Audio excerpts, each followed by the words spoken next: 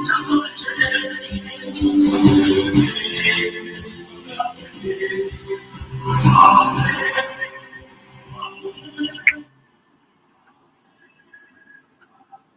Madrid were able to run away as winners of the Madrid derby yesterday at the Wanda Metropolitano. Goals from Rodrigo Goes and Federico Valverde were enough for Real Madrid to win the Madrid derby.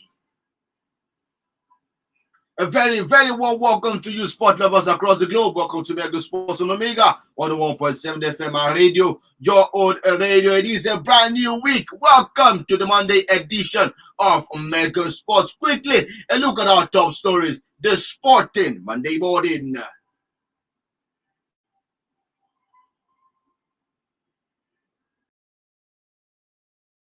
Saul Canelo Alvarez defeats Golovkin in their trilogy encounter. Jose Pisiero announces squad list for Algeria fixture as we are going to that Oshoala returns from injury to join up for Japan friendly. Vinicius Jr., the latest victim of racism, as Real Madrid were able to defeat Atletico Madrid at the Madrid derby. We'll be giving you results from matches that were played across the weekend. Certainly, you just have to love the champion, the anthem of the champions of Spain and champions of Europe, Real Madrid. I'm not alone in the building this morning. I have my dear co-analysts, Benjamin and Oscar. Quickly, Oscar, good morning to you. Yeah, good morning, Muna, and good morning, Benjamin, and good morning to our listeners. Welcome to another edition of the Mega Sports on Omega 101.7 FM. Oh, definitely, you are much welcome. Welcome to Benjamin. Good morning to you. Good morning, Muna. Good morning, Oscar. Good morning, listener. It's a wonderful week to start with. And the fact that we saw the Madrid derby, we saw Milan take on Napoli and some other spectacular matches. I'm excited this week. Well, definitely, we are all excited. Good day, Oscar. How was the weekend for you? Knowing that Chelsea were not in action. How was the weekend? I finally had the chance to enjoy Premier League matches. You know, when you watch a match as a neutral, you get to enjoy football matches. So it was fun. It was fine.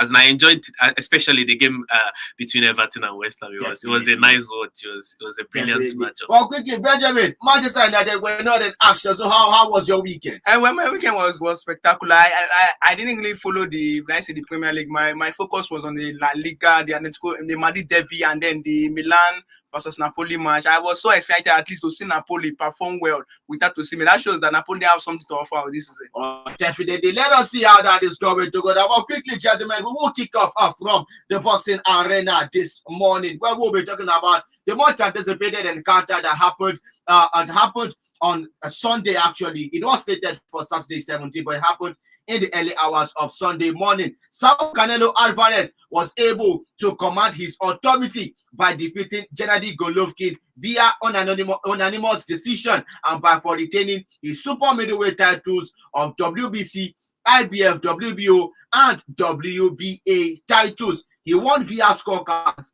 11-16 to 11-12, 11-15 to 11-13, and 11-15 to 11-13 once again. So he was able to win that encounter. Now, the sweetest part of this encounter is two things happened.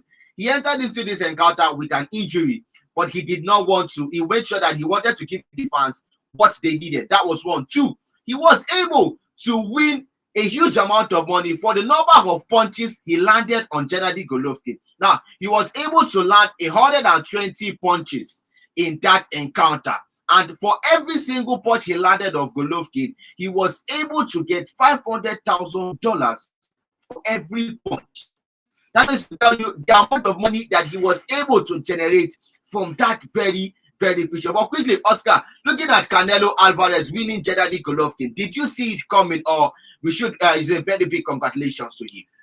Well, you don't see anything coming when it comes to the sports of boxing, really. And given that they've had two matches before, one was a draw, the other one was a win for Canelo Alvarez. Yes. A belt being through the judges again.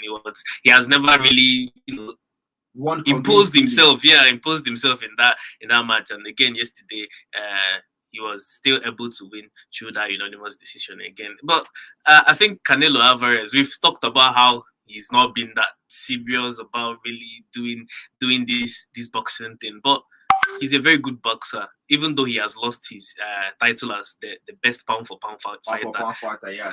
He's no longer that, but you could see it. He knows how to land punches. His body shots have been said to be like one of the most brutal in the world of boxing. So I think he knows what he's doing. He has everything it takes to become one of the best boxers ever, and he just needs to be focused. Keep his focus on boxing and then training and whatnot. But I actually did expect him to win this one. I expected him to win. Well, quickly, Benjamin, Canelo Alvarez, in their previous encounters with Gennady Golovkin in 2017, he was able to connect 218 punches in that encounter. The amount of punches that will hit your opponent, 218 was what he recorded in 2017. He recorded 234 in the second one, but this time around, he was only able to hit 120 out of 521 punches that he threw. Is this a cause of worry? Because my point now is, do you feel Canelo Alvarez should move up the division? And if he moves up the division now, these punches that he's not able to string very well in quick succession, would it be a problem for him if he moves up the division? Well, Muna, let's not forget that before both men entered the ring, there was a lot of hostilities. They had a lot of verbal clashes, and on Friday or on Saturday, yes, I may mention that both men say that they are not fighting basically for the title, but for hatred for each other. So I guess maybe what played out him not able to land much punch was because both men were like I said, they were withdrawn, they were tactical, they were defensive, so that okay, yes, I don't want to leave because Golovkin had lost one and he had drawn one, so he didn't want to lose another one. He felt that okay, the best way I can prevent myself from losing is to defend and land him on a counter. So I feel that that you should not in any way take it away from him. Now, good one for Alvarez, because right now nobody can say yes that he has not done it against Golovkin, because he has won 2 out of 3.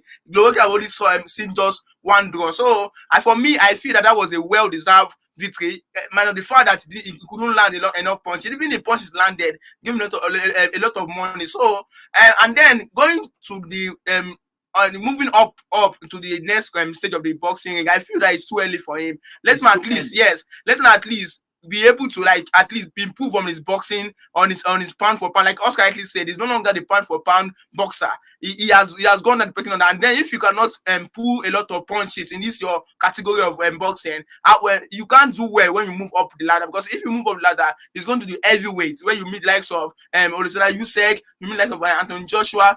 Those ones, if you go there with this kind of let's say the kind of form, he's going to get the business of his life. So better say work on your strength and you get 2 more matches and see how you can improve yourself before you move up. Well, let's see how it is going to go. In that encounter, Golovkin had connected 218 punches in the first time in their first encounter. The second one, 234. But in this third one, he was only able to get 120 punches. Now, for Canelo Alvarez, he was able to get 169 punches in 2017 when they faced up for the first time. The figure raised to 202 when they faced up in 2018. And yesterday, he was able to hit 130 out of 487 he threw. Golovkin could hit 120 out of 521 punches that he threw. So let us see how it's going to go for Canelo Alvarez. But in that encounter, he was able to sustain an injury. He had an injury to his eye, but that was not the case because he made sure that through that injury, he was still made sure that he win that encounter. Now, he came out to say that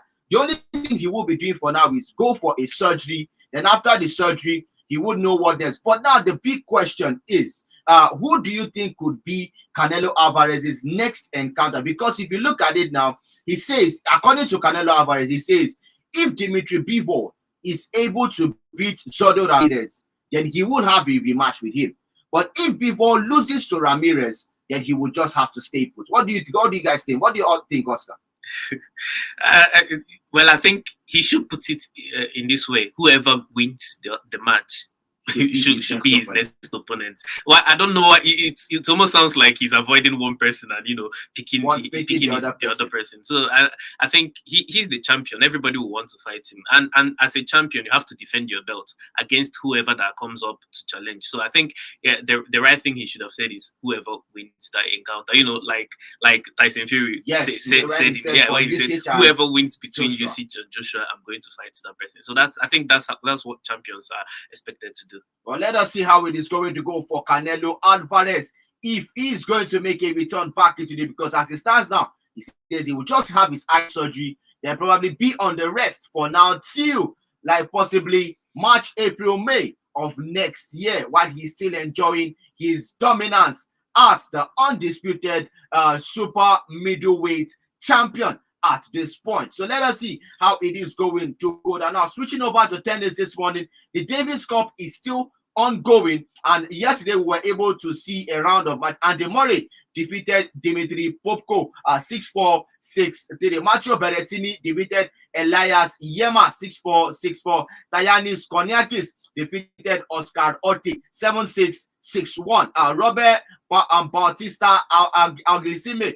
defeated Sion Chanhung 6-1, 6-3. Yannick Sinner surprisingly lost yesterday as well to the brother of Elias Yema, who is in the name of Mikael Yema, 6-4, 3-6, 6-3. And lastly, we were able to see Cameron Norrie as well also lose to Alexander Bobkin, and Carlos Alcaraz was able to move Spain into the quarterfinals of the Davis Cup by defeating Son Kwon in their encounter. Now, still talking about tennis, the latest ATP rankings have come out.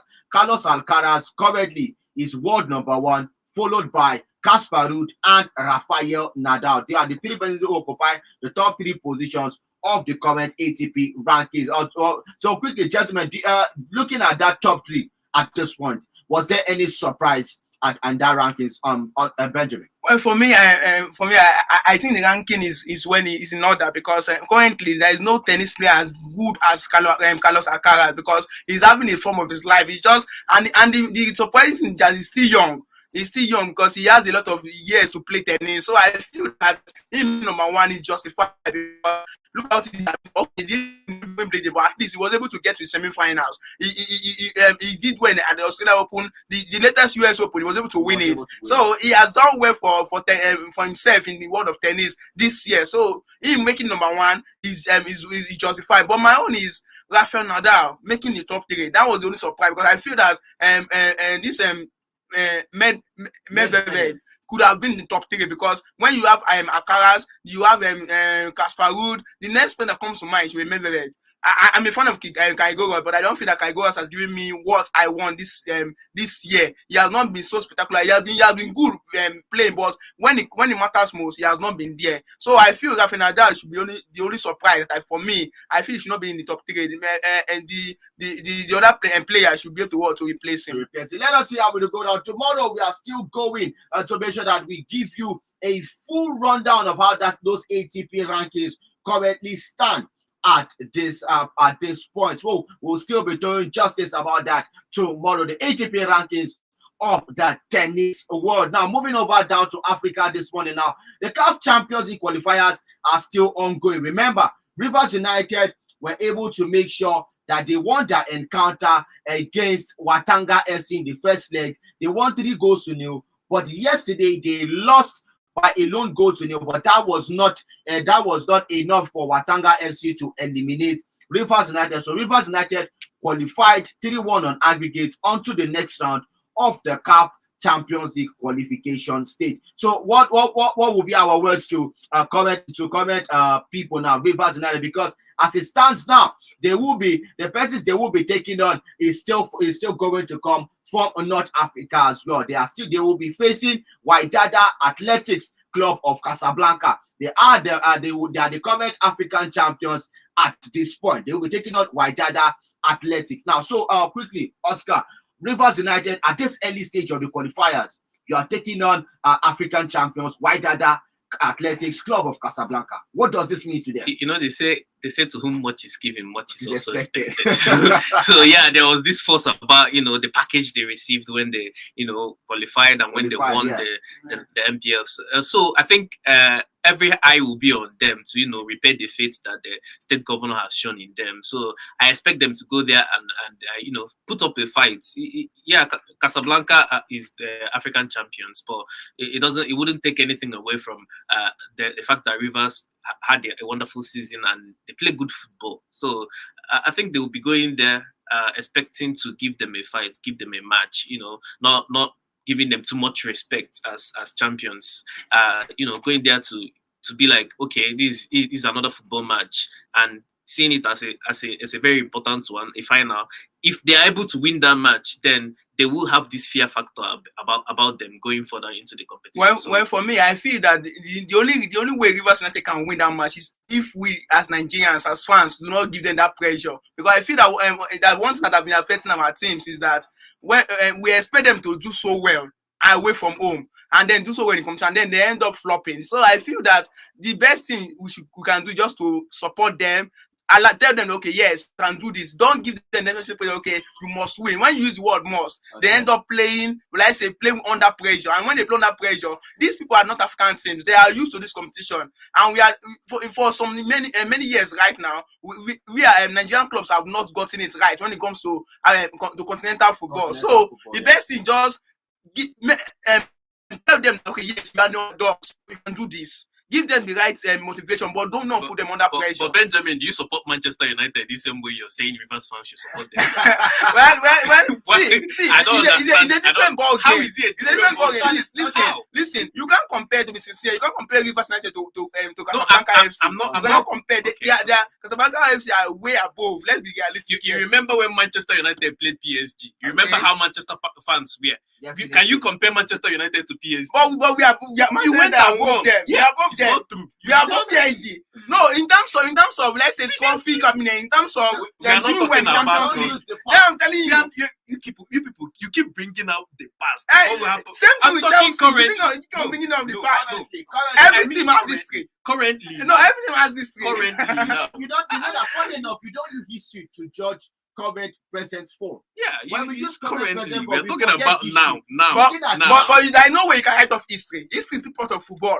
So now going to the Rivers, I see insists that the pressure should not be given to them because and then the good thing about this thing is that they're going to play away from home for the first leg. Yes, so when they play away from home, they can be able to grind at least an away goal or let's say a draw and then come back home and finish the game. Who say they can't do it? But I wish them the best. Also, the second team in the CAF Champions League qualifiers currently now, Plateau United were also able to make sure that they put through to the next phase after a 1-0 win against their opponents. The first leg was played 2-2, but the first leg was 2-2 as they won against Stade Manjid of Gabon in their own encounter. But they made sure that in the second leg of that encounter, they won 1-0. And now they will face Tunisia's Esperance in the next round. Now, this is another tricky encounter. Plateau United playing Esperance. Now, Esperance again is another deadly team when it comes to continental football in Africa. Do you see Plateau United surviving? Well, to be sincere, I think it's going to be easier for Rivers United to survive against Casablanca FC than for Plateau United to survive against Esperance. Because when it comes to remove Al-Ali, remove this team from South Africa, Orlando, Mamelodi Sundowns, and then remove some other big teams, and the next person you're going to go is going to be Esperance. Esperance have played. If you look at it, Esperance are a team. They currently have good track history in continental football. Recently, Esperance have not been at that top, but they are a team to fail. Then I'm saying now you have not brought us back to that history because I'm using the history factor to compare Esperance because I remember when they played. I was in Inter when Jose Mourinho won the Champions League with Inter. That was in the times of Samuel Eto'o, the Gomilito and the likes. Yes. The team that represented Africa for the Club World Cup was Esperance. So that shows that they have had it good when it comes to continental football. And then Plateau United, who are, I think this they are going to be their first or second season. They finished they were able to finish second. I mean continental football, their first appearance or second appearance. So they have not really had that experience. But when in football, nothing is impossible. But I feel it's going to be easier for an elite fan to pass through a needle's eye than for Plateau United to win Esperance. Well, quickly, Oscar, what's your take on this? Plateau United taking on Esperance. See, Muna, if Chelsea can win the Champions League, beating the likes of Real Madrid, Manchester City, and Atletico Madrid, anybody can beat anybody. This is continental football. This is not the league. Oscar, hold on. You say Real Madrid, Atletico Madrid, and Man City. Yes. Remove Real Madrid. Just a way bigger than Manchester and Atletico Madrid. Well, that season, Chelsea beat Manchester City in the Champions League final. How many points did City win the league over Chelsea? No, it was more than 26 points. The league is different from the Premier League. What are you now saying? Why are you now comparing league and Champions League? This is continental football. You just have to play 2 times, only 2 times. You don't have to play 20 matches. It's just 2. And anything can happen. Just score 1 goal and then defend the next one. You have won. It's easy to defend against South Africa. No match is easy. But if you can do it, I've seen it done before. So you can't use the narrative of how somebody performed in the league to judge how they. This is continental football. I believe every Plateau United fan should be going there expecting their team to win. That's if you have any doubt, it's going to show on your team performance. You just go there expecting your team to win. But anything that happens, you take it like that. Well, go for the best. Yeah. For the best. Yes. Now, quickly, in the third team that was able to do us proud, in the CAF Confederations Cup, Kwara United zoomed into the next round after they were held goalless by Niger Republic's AS Dawunes in Niamey on Sunday night. They were able to win the first leg 3-0. They won the first leg 3-0, and second leg they played a 7-0. Now, I was able to see a video that surfaced on the internet where when Kwara United players were stepping out of their bus. Kwara United players were stepping out of their bus in Niamey on Sunday after their arrival. When they stepped out of their bus trying to load and make sure that they were welcomed well in the stadium and everything, we were able to see a herbalist, 2 herbalists, rushed out from nowhere. One was holding a bottle of blood and the other person was holding a goat. Immediately he rushed out, sprinkled the blood on the floor while the other person was holding the goats to pass. So the owner of the person welcoming Kwara United immediately reacted and started insulting them. And that was how they had to end that scene. Now, it was not able to help them. Or should we say that the little sprinkle of blood that was poured on the ground was what made the game end 0-0 and not Kwara United? Well, the fact that they were able to end 0-0, that shows that the diabolism that they were planning didn't work. I guess maybe they should go and collect their money back from the herbalist because the herbalist was obviously fake. This is what I feel that this is the kind of thing that if we see about Africa, the white people laugh at us because in football you don't need diabolism. In fact, I feel that prayer is not really needed in football because you need to just walk and then expect a little bit of blood. Because if you pray, do you expect that the other team do not pray? They also pray as well. God is not partial. So you have to do your job and then expect a little bit of luck. So now I'm going to do some kind of fake fetish things to ensure that your team won. And then at the end everything you play a goalless draw. So for me, I feel that it's just ridiculous. It's just ridiculous. Yes. Oscar, looking at Kwara United, they were able to survive that scare. 3-0 in the first leg was enough for them to win. 0-0, it ended in that encounter. So now, looking at what happened, what will be the way forward for Kwara United as they enter into the next round at this point? See, okay, I'll answer that first, but I want to touch on the African magic. Okay. that happened, really. It's not like we are the only ones that know sorcery and wizardry. Yeah. The white people know these things, but you don't see them bringing it into sports. It doesn't play any part in sports. It shouldn't be. I think it should be totally banned at all. Looking at wizardry now, if you remember, Octopus Paul during the that was outside. That was outside. They didn't bring it into it was football. outside. Okay, They were doing it outside. You can do your incantation. Well, for me, outside. I feel that Octopus Paul of the team just my prediction. My prediction. Nothing is it does not have anything to do with Wizard. Yeah, it doesn't. Even if he had anything to do with wizardry, they didn't bring it into the pitch. You bring in blood to sprinkle inside the pitch. If I were there, I would cancel that match. That match would not have held. You know. But there was a situation. I think it was maybe Nigeria versus not Nigeria. 2 African teams were playing the AFCON. Then there was an allegation that maybe a Cameroonian goalkeeper put let's say that ball is a kind of sham at his goal post. So the opponent, I forgot the team they were playing again, but the goalkeeper was a Cameroonian goalkeeper. So it was like the opponent was like protesting that no, we can't. The referee had to cancel that match. So you think that if for a referee to have cancelled that match, don't think that is going to end? That was a little bit of. See, I'm telling you, I'm somebody that it's not that I'm being fetish or something like that. Okay. There was a match. It was in Africa, but I don't remember the teams that were playing. This team they were playing. They kept hitting the post. They hit the post like 3 or 4 times in that match until one of the strikers of that he ran to the goal post, put his hand on the ground, carried something, and ran away. Every other person, the other team, the opponent, started chasing him. He ran to his coach, put the thing inside his hand. That corner kick they were about to play, they played it and they scored. So he's online. The video is trending online. So I'm not trying to be superstitious or anything, but then these things should not be allowed to infiltrate into sports. Sports should be what you are able to do versus what I'm able to do. We don't need any other added, influence from outside or whatnot. Well, let us see how it is going to go. It should not be added. Well, it is a very good one if it is not going to be added.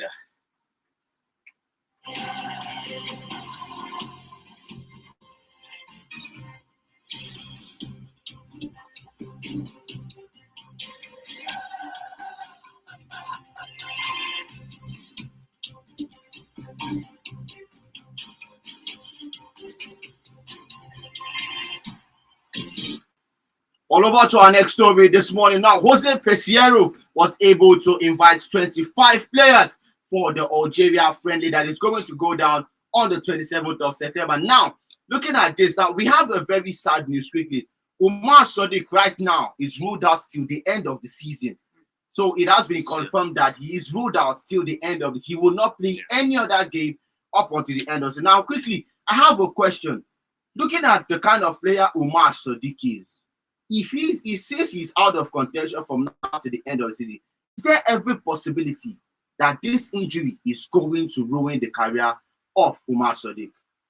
Well, it's a very painful one for Umar Sadiq because in fact, he's moving from Alrgeria to rest, so that I was so elated at least. Okay, yes, he has had a step up from a lower team to a bigger team, and now this injury against let's say which team? Oscar, please remind me the team he had the injury against. Yes, so that means he had it. I think it was in the Premier League, in the La Liga rather. So yeah, that time it was so terrible. And now being ruled away out of the season, I feel it was a sad one for me. I don't know, but Nigeria as a country, I think we have options. We have Sidesas, we have David Okoyeka, some other players who can fill the gap. But a sad one for me, if I would say, Oscar.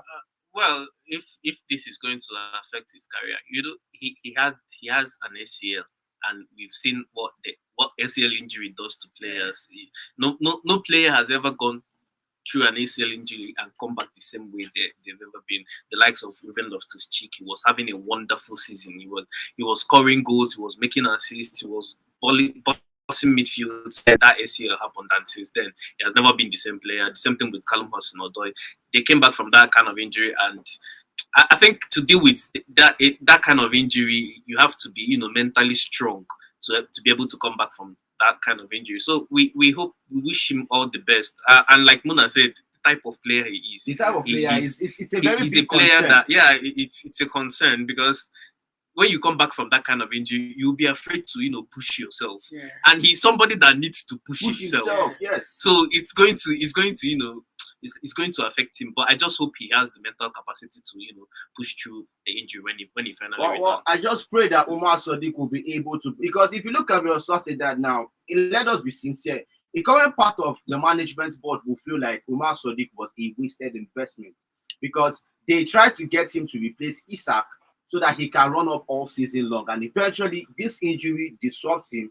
The money is already gone. Now, Real Sociedad are trying to see if they can enter an emergency transfer market, just like what Wolves did to sign Diogo Costa. Yeah. So that's the same thing Real Sociedad want to now, looking for an emergency striker at this point. But let's see how it will go for Umar Sadiq. Now, talking about Jose Pisiero's 25-man list of players, he was able to call out Francis Uzoho and one of the goalkeepers,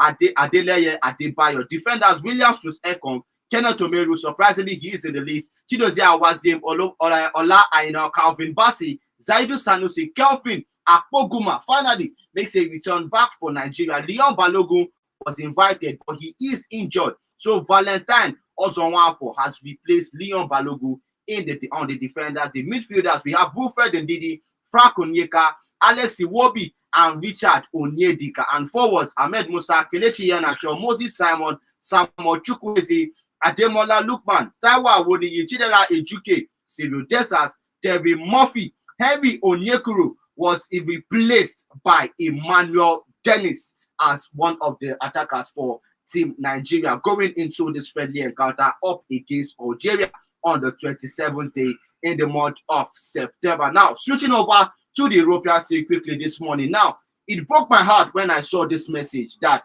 Vinicius Jr. was a victim of racism. Their 4-1 win against Mallorca last weekend in the La Liga Santander was good and fine for them. But something that struck me about this is because the players, initially, it was the fans. They were not happy at the fact that he danced when he scored his goal. But eventually, now, another news has come and said that the coach of Real Sociedad told his players that whenever Vinicius holds the ball, they should make sure that they give him brutal kicks. Which brings me to the fact that we all know Vinicius is this kind of player that if you are a defender, he's very tricky and he will make you. So we saw it last night when he already played against Atletico Madrid. Yeah. He frustrated Hermoso, who was on that wing. He frustrated Felipe Luis, who was also in that. But now, this brings me to the question. Why would a coach be able to tell his players that the only way to bring down a player is to give the player several kicks? For crying out loud, he is a player just like the other players on your team. This is not surprising, though. It's been happening. It's something that is not to happen. Like in Premier League, it happens. When Stoke was in Premier League, the coach usually tell the players to kick this particular player. Yeah. If you kick him like that, it's been a normal thing in the Premier League. So if you're a player that has flair, you're bound to get kicked at some point. So I think that's the only thing there. The only issue there is the racial abuse. But I think we've gotten to a point where it cannot be stopped. It cannot be stopped. So I think footballers should find a way to don't let it affect your game, because they've done everything. They've knelt, they've put up banners, they've held, they've even won black armbands, everything, and it's not working. So the next step is find a way to block it off and don't let it affect your performance, or you can still channel it and use it as motivation. Well, for me, that's the way forward. Well, for me, I don't think that Vinicius Jr. has been attacked the way Neymar or Hazard has ever been attacked. Because I remember when Hazard was in Chelsea, as in he was literally kicked all to. In fact, Hazard had the worst tackle ever in the Premier League in his first 2 seasons. He was so kicked that the coach, I think it was who was the coach then? And Ancelotti or a coach then was like, come out to complain that no, you people want to destroy my player. I won't allow that. The FA had to protect Hazard because any little kick, it was a foul for Hazard. So I feel that Vinicius Jr. was a torment to my Mallorca team that night. And he made Hazard a better player. Yes, he adapted to it. Like he started taking even Neymar. Even Neymar these days do not fall the way he falls before. Because Neymar, Neymar, once you kick him a bit, he rolls on the ground, giving this guy dramatic actions. But Neymar these days, kick him, he stands up. Become let's say have that stamina and then continues playing his game.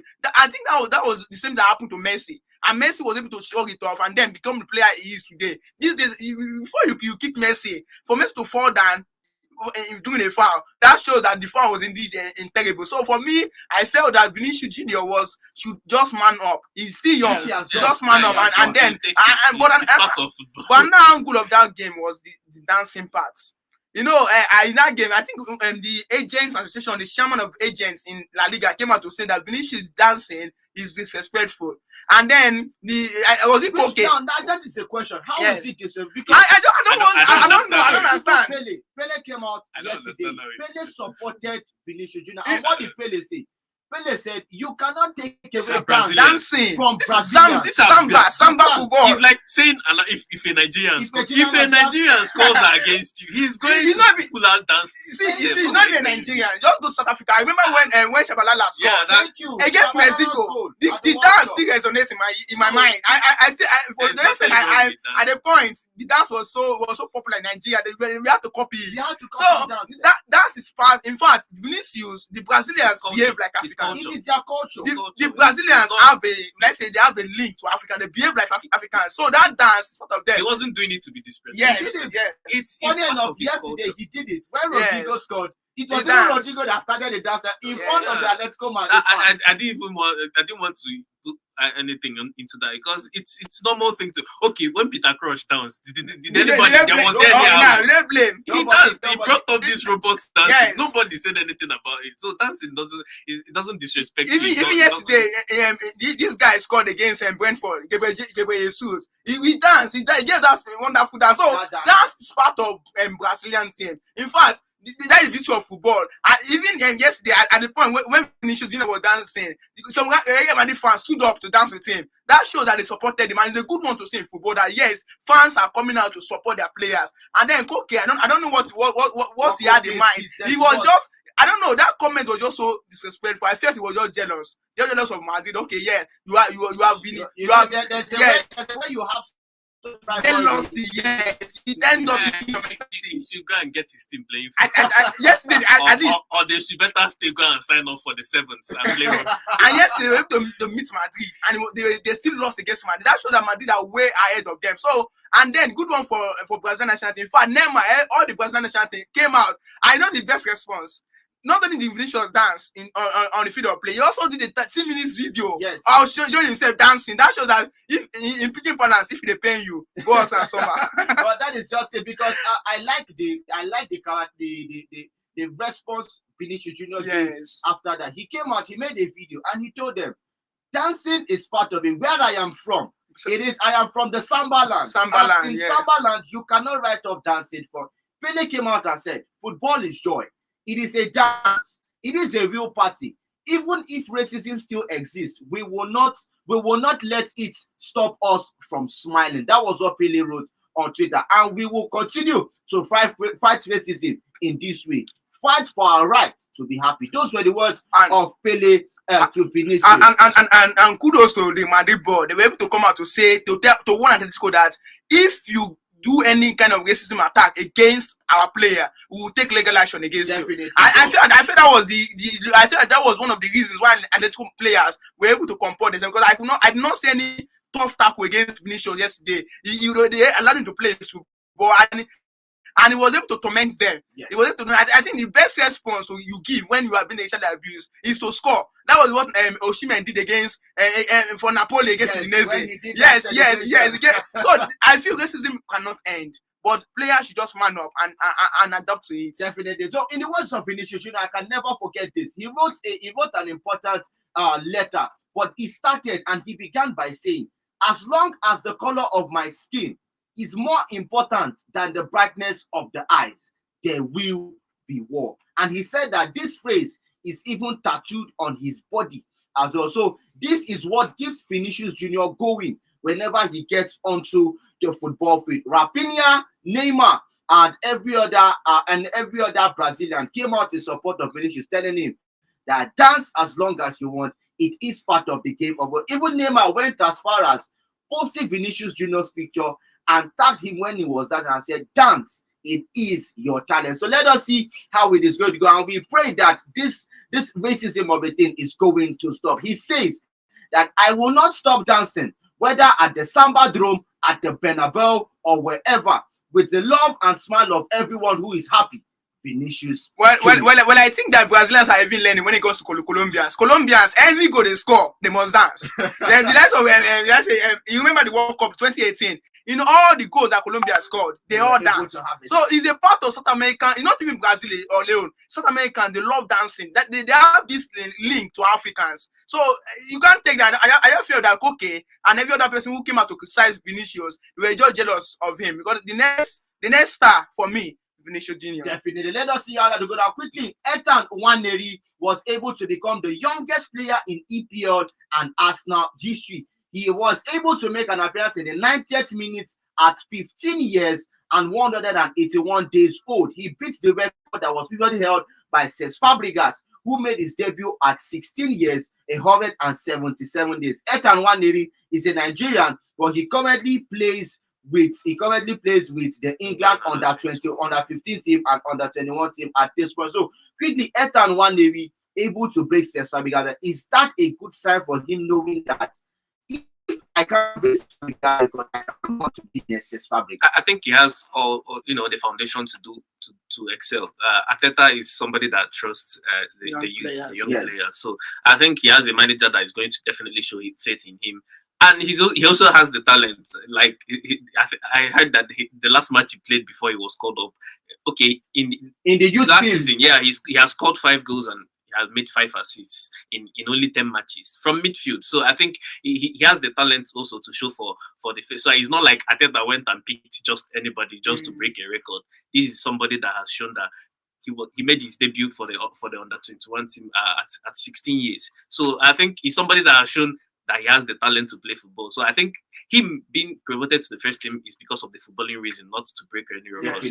So I like the faith Arteta has shown in him. I hope he excels. Well, good one for Arteta, because I at the point I was like, because that yesterday's match was the only time he could have broken Cesc Fabregas' record, and then Arteta bringing to that match, that shows that it's a coach that gives young players confidence. And not only that did he break Cesc Fabregas' record, he also break a 58-year-old record held by former Sunderland player. That record held for 58 years. So currently, he's not only the youngest player in Arsenal record, but also in the English top flights. So good one for him. I just hope that he continues to fly the flag of Nigeria high. Definitely, that is he. When time reaches, he will want to represent Nigeria. And don't become like Mukoko, who I've not heard from. So let us see how your Super Mukoko. Yes, we've not heard from your Super Mukoko since making his big debut in Bundesliga. Quickly, results of matches that were played across the weekend. Man City defeated Wolves 3-0 on Saturday. Bournemouth and Newcastle played 1-1. Tottenham won Leicester City 6-0. Now tomorrow there will be an important talk about this Tottenham and Leicester City game.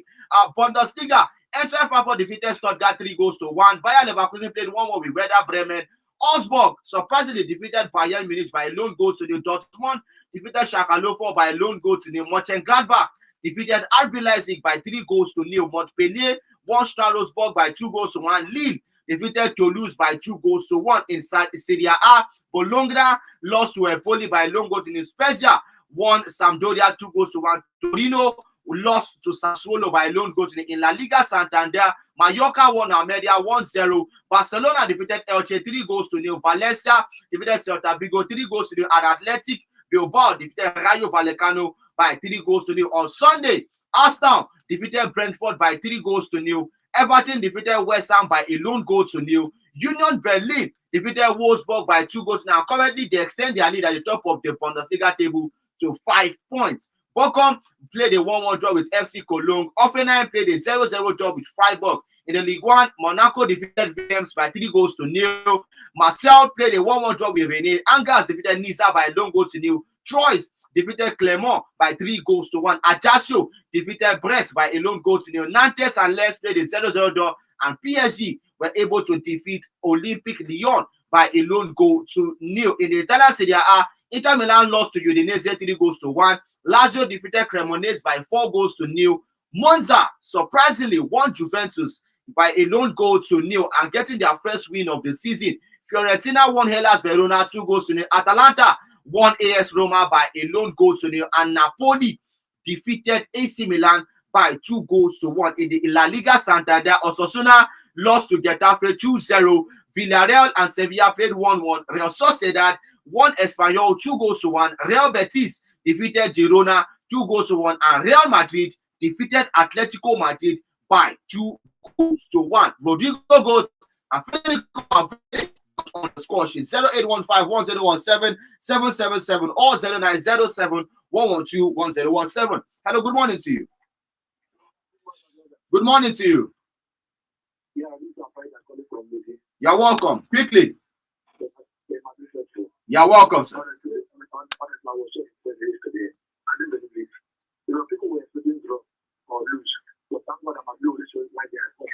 Yes. So, I mean, it's fantastic. I don't know why it's the case of people. But if I thank you. No problem. Thank you very much. Hala Madrid, I support you on that one. 0815-1017-777 or 0907-112-1017. If you are watching us live on Facebook, you could also drop your comments quickly. What do we have on Facebook this morning? Okay, we have this one from John Paul. He says, "Good morning, Muna, Benjamin, and Oscar. How are you guys doing this morning? We are doing well. Firstly, I will start by saying that yesterday game between Everton and West Ham I was totally marveled. The way he will be played, the way he controlled the midfield, his passes and assists, he really merited the man of the match. I pray he continues the form. For Napoli, I know I rooted them to win finally. They won. I rooted them to win. Finally, they won. They even played between. I'm just trying to get something. And then he says, for Real Madrid, my club, I'm so happy we won the Madrid derby despite all Atletico plans towards Madrid. Even though the referee wasn't at his best. For Vinicius, I can't see him stopping. I can't see him stop in his form. The guy is good. For dancing pattern, everyone has a pattern of celebration. Dance has nothing to do with disrespect. Finally, for our warrior Valverde, the guy is indeed a warrior. Gracias. Oh, thank you very much for that message on Facebook. Hello, good morning to you. Very good morning, Mona, Oscar, and Benjamin. Good morning. Good morning. Thank you very much. Yes, it is a happy weekend because to me, as far as Europe is concerned, happy that Rivers United qualified to this second round. Then Para United equally the same, and from local side of it. Meanwhile, this is okay to go from the Vanguard side, where the town local government has got a little. You're welcome. And I'm equally happy that Barcelona did what they're supposed to do against Inter because the analysis last time showed that Inter is becoming a difficult game. Yes. But within our goals, according to you, yes, things are moving according to the right direction. We are happy. So I pray that my team in England, Manchester United, whenever they come back, we see something to smile about equally. No and I wish those who are representing us in this Champions League in Africa, CAF Champions League, we want them to do better so that we have something to talk about. Not only in back, we can remember that I've never won that Champions League. We need it this time. Thank you for a good one and keep on sporting. No problem. Thank you very, very much for your contribution this morning. Quickly, 0815-1017-777 or 0907-112-1017. I have a text message and it reads, good morning, Mona, Oscar, and Benjamin. I am Kingsley Nueve from Akata. Please, what did Liverpool play in their last one? Liverpool did not play over the weekend. Their match was cancelled. You can still call me. I still have time to accommodate just one more phone call. Hello, good morning to you. Good morning. Good morning to you. You're welcome. Quickly. You're welcome. Up Gunners.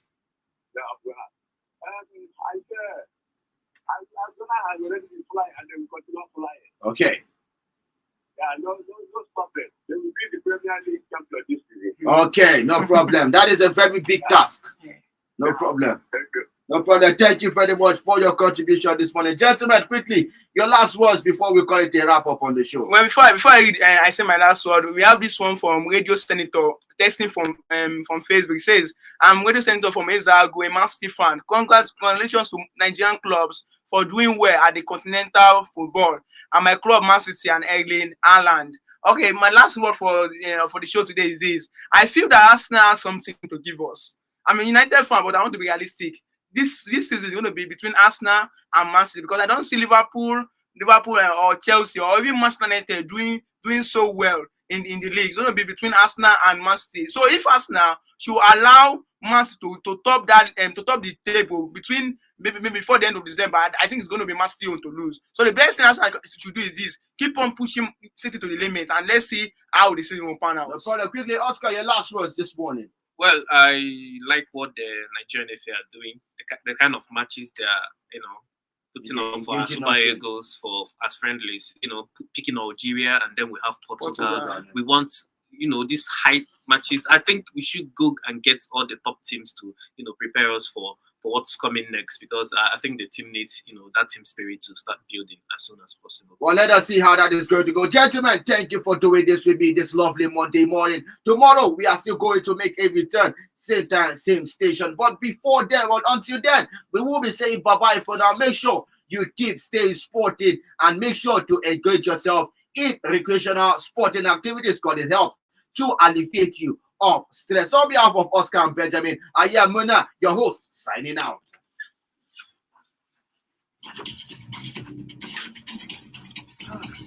Muna, this is all place for you.